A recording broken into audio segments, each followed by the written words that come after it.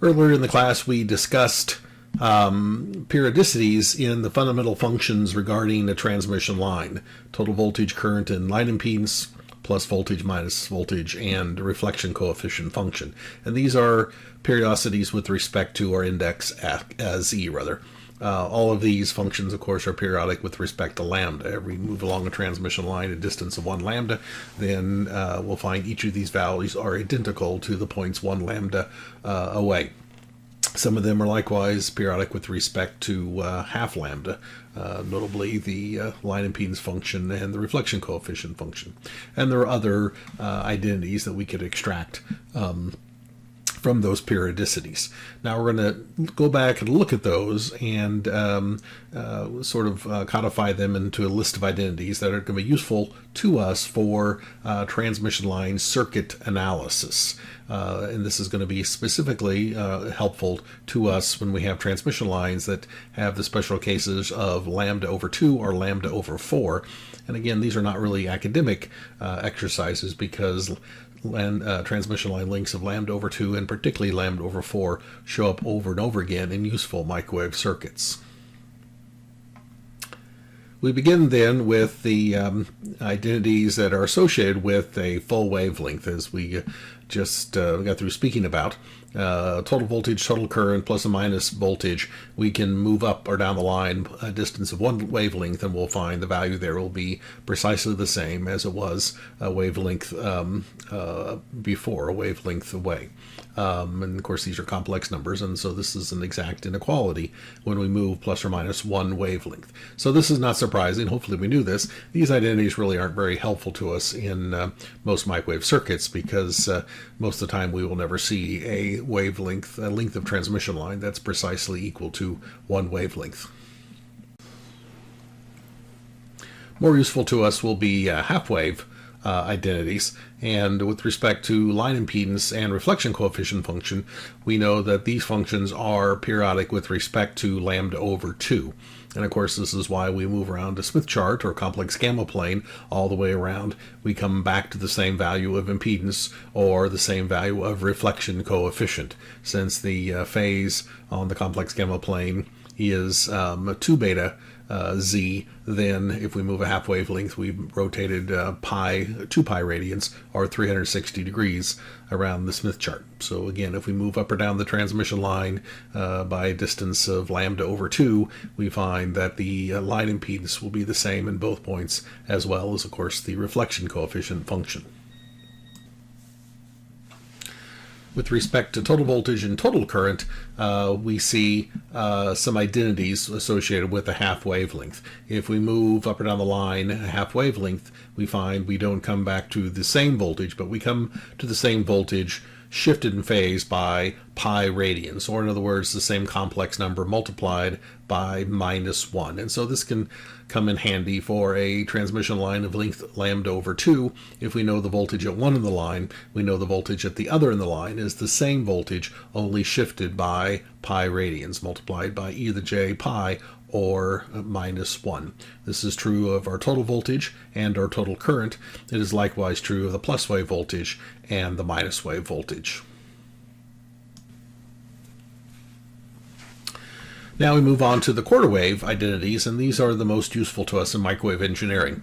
We first start out by examining the line impedance behavior and the reflection coefficient function behavior as we move up and down the line by a quarter of a wavelength. The line impedance, if we move up the line or down the line, either way, we find we get a very much different impedance value than we started. It's not simply the same impedance multiplied by minus 1 or shifted by pi radians. What we find is that the line impedance quarter wavelength away from a certain point is inversely proportional to the line impedance at the original point, and the proportionality constant is z0 squared. And hopefully this looks familiar. This is exactly the same form of an equation we got when we talked talked about an impedance transformer, a quarter wavelength transmission line, which transformed the load impedance into an input impedance. But of course, by boundary conditions, the load impedance must be the line impedance, the value of the line impedance function at one end of the line, and the input impedance is the value of the line impedance function at the other end of the line, a quarter wavelength away. And that's why this, of course, has the same form as that familiar equation. With respect to the reflection coefficient function, again, if we move up or down the line a quarter wavelength, we find that the value of gamma will be precisely the same, save a phase shift of pi radians, e to the j pi. So if we evaluate gamma at one point and then we move up or down the transmission line by a value of lambda over 4, we find at our new point the value of gamma will be exactly the same as the original point, only multiplied by a -1. With respect to rotations on the Smith chart of the complex gamma plane, we see that if we move a quarter wavelength, that we rotate halfway around the Smith chart. And again, that's because the phase of the reflection coefficient function is e to the plus j 2 beta z. And so if we move lambda over 4, we've moved the shift of the phase by pi radians, and we've rotated halfway around our complex gamma plane, or in other words, halfway around our Smith chart. So for the plus wave voltage and minus wave voltage, we again, if we start at some location on a transmission line and we know the plus wave voltage, if we move further down the transmission line in the direction of increasing z by a value of lambda over 4, the new value of the plus wave voltage that we will get is simply the original times minus j. So we have a phase shift essentially of 90 degrees or pi over 2 radians. In this case, you have to be careful. If we now start at the same location, and instead of moving further down the line in the direction of increasing z, we move back up the line in the direction of decreasing z, precisely a quarter of a wavelength, we find that value will be related to the original value of v plus, but this time it will be related with respect to a plus j as opposed to a minus j. So you have to be careful which direction you're moving in order to apply the correct identity. Same thing with the minus wave voltage. Again, we get a situation where the minus wave voltage a quarter wavelength away from some point on the line is related to the minus wave voltage at the original point by either plus or minus j. Notice if we move down the line in the direction of increasing z a quarter wavelength, the plus wave voltage has a relationship of minus j with the original, but the minus wave voltage has a relationship of plus j with the original. So there's lots of pluses and minuses in these identities, and you have to carefully consider them. These, I say, frequently come in handy. Actually, they don't come in, we don't use them all that much. The identities that are most useful to us, the ones that we frequently use, and by far the most useful of any that are presented here in this section, are these 4. And what these do are not relate the current at one point to a current at another point, or a voltage at one point to a voltage at another point. What these relationships relate the current at a point on the line to the voltage at a different point on the line. If I start at some point on my transmission line and I know the total current there, and I move in the direction of increasing z a distance of lambda over 4, I can then know what the voltage is at that point with knowledge simply of the current at the original point. The original current times minus jz0 will give me the voltage value at this new point, a quarter wavelength further down the line. The same thing if I move now up the line and we move back in the direction of decreasing z, quarter wavelength. I start with the current just as I did before, but now instead of multiplying it by a minus j z0 as we did here, we multiply it by a plus j z0. And that gives us the voltage now at a location line which is a quarter wavelength back up the line in the direction of decreasing z. So you have to be careful of your pluses and minuses. You start at a point and you move further in the direction of increasing z quarter wavelength, and you find the voltage there is this. If you start at the same location, the same current, but move in the direction of decreasing z a quarter wavelength, you'll find that the voltage there will be this. And notice the difference between those two is 180 degrees, or pi radians, the difference between these two voltages. Same thing we can do, which basically we can sort of invert these, and these are really the same thing, only written more explicitly in terms of a change from a voltage point. So if we start a point on the transmission line, we'll call it Z1, and we then move further down the line in the direction of increasing Z by a value of lambda over 4, then we find that current at that location can be calculated from the voltage at our original location. Divide by Z0 and multiply by minus J. Or if we start at that same point and we have that same voltage and we move in the direction of decreasing Z by a distance of lambda over 4, then we can determine the current at that point by multiplying by plus J and dividing by Z0. Again, notice the signs that happen. You have to be careful. In which direction are we starting? In which direction are we moving in order to use these properly? Now, these identities come in handy when we have a transmission line that is a length of lambda over 4. And if that's the case, basically what we're doing is saying if I know the current at one end of my transmission line, I can determine the voltage at the other end. Or if I know the voltage at one end of my transmission line, one or the other, I can determine the current at the other end. The only thing is we need to be careful of is when we move from one end to the other, are we adding lambda over 4 to our index, or are we subtracting lambda over 4 from our index? So that's the subtle thing that we have to be careful about when we do these transformations. But these come in very handy. We talked about the idea of a accordion analysis, where we take an equivalent circuit and we crush it into a simple circuit and analyze at a certain plane, and then we expand the circuit back and we propagate one answer back along the circuit. And these essentially become sort of our propagation equations, so to speak, in that if I know the current at one point, I can determine the voltage at a different point on the other end of the line, or if I know the voltage at one end of the line, I can determine then the current at the other end of the line. So these are extremely helpful. So helpful that I would say commit them to memory. All right, go through and memorize these things. You'll save yourself a lot of time when you go through and analyze microwave circuits.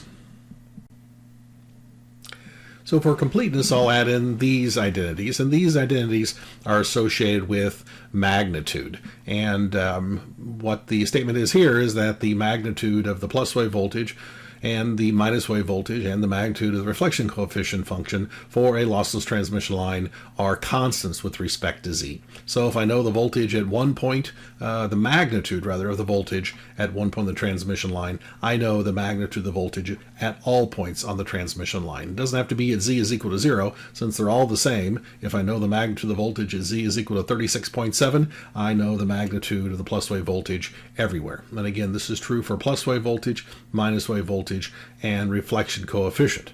What's missing here, of course, are a identity with respect to the magnitudes of total voltage and total current and line impedance. Now, they are not constants. They turn out to be periodic with respect to lambda over 2, and you can prove that from the earlier identity of lambda over 2 if you take the magnitude. But certainly they are not constant, and this is a confusion for students. Yes, the magnitude of the plus wave voltage is independent of position. It's the same everywhere, same for the minus wave voltage. But the total voltage, which is the sum of the plus and minus waves, that magnitude is not a constant. Again, the magnitude of the sum of two complex numbers is not the magnitude, or the sum of the two magnitudes, rather. And so because the two waves, plus and minus, when they add together coherently, causing constructive or destructive interference at different points on the transmission line, the total voltage, the sum of those two at places, some places are going to be large, other places are going to be small.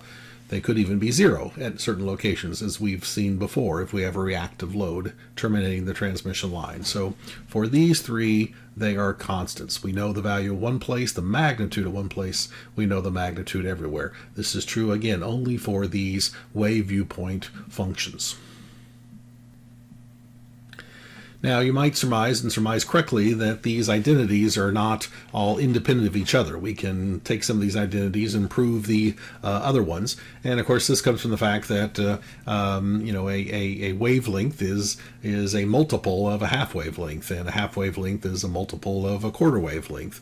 And so we can start putting these together and be able to sort of prove one identity from the other. So what I'm going to do here, just sort of for mathematical completeness, I don't know whether you really want to write these down or pay attention to them, but I just want to show that we can combine these identities and come up with a more uber identity, which corresponds to multiples of half wavelength. And of course, that's a half wavelength, a full wavelength, 1.5 wavelengths, and so forth. And we could write it in this form, and this would be a generalized identity for total voltage.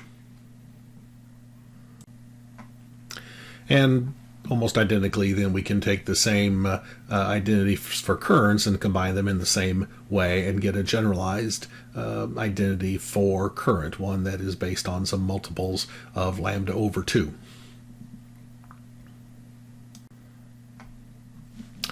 And we can take the identities associated with the plus wave voltage. We had an identity for a lambda, transmission line length of lambda. We had identity with respect to a half lambda and identities with respect to quarter lambda. We can put all of these together into one generalized identity where we have integer multiples of lambda over 2. Of course, integer multiples of lambda over 4. Twice lambda over 4 is half wavelength. 4 times lambda over 4, of course, is a full wavelength, and so forth. And so this is a generalized result. We do the same thing for the minus wave voltage, and effectively it's the same set of identities. There's just a minus sign change between the two of them there, and so we get almost exactly the same generalized identity for a minus wave voltage, identity that's based on some integer multiple of lambda over 4, both positive and negative integer multiples. And then finally, if we look at the identities associated with the reflection coefficient function, we have some for half lambda and some for quarter lambda, and we can combine them together in a more generalized expression that relates these more specific identities in a way that is expressed with respect to integer multiples of lambda over 4. So notice I didn't put these last generalized identities in any box around them. Again, I just sort of put them in there for mathematical completeness. If you want to use them, you can, or you just use the more specific identities that we put inside those red boxes. Again, the key one are the quarter wave transforms, or the quarter wave identities that relate current at one end of quarter wavelength line to the voltage at the other end of that quarter wavelength line. Those you'll find to be the most useful.